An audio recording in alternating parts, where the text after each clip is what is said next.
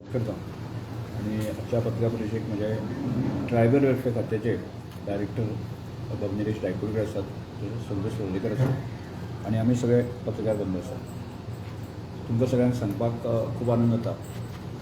tribal welfare खात्याची मातृत्व योजना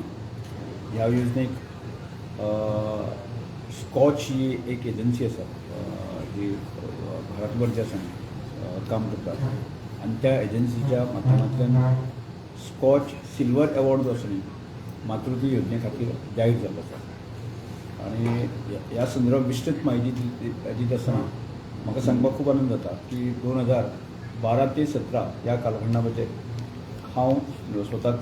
ट्रायबल वेलफेअर मंत्री आशिल्लो आणि म्हाका दिसता त्या कालखंडाक आमी सादारणशे 22-23 योजना आमी डिझायन केल्यो आणि ताची इम्प्लिमेंटेशन सुरवात केल्लें आणि त्या योजना फाटल्यान की प्रत्येक समाजाक आशिल्लें दुख्ख पिडा आणि तातूंतल्यान त्या एखाद्या मनशाक कसो वयर हाडपाक जाता, त्या समाजाक कसो वयर हाडपाक जाता ह्या दृश्टिकोनाच्यान विचार करून ज्यो आमी स्किमी काडिल्यो आणि तातूंतलीच एक योजना म्हणजे मातृत्व योजना म्हणजे फर्टिलिटी योजना की ताका म्हणजे IVF योजना या योजने अंतर्गत म्हणजे समाजामध्ये असे एक म्हणजे जे इलिटरेट अशिक्षित जे लोक असताले आणि तांचे मध्ये एक भावना अशी असताली एक जोडप्याक समजा भुरगें जालें ना आसत जर जाय जाल्यार ताका वांज म्हणटाले, ताका घाडी देंवतार बाकी ह्या सगळ्या लोकां कडेन म्हणजे बंधू बाबा यांचे म्हणजे अशे हाजेर श्रद्धा आसताली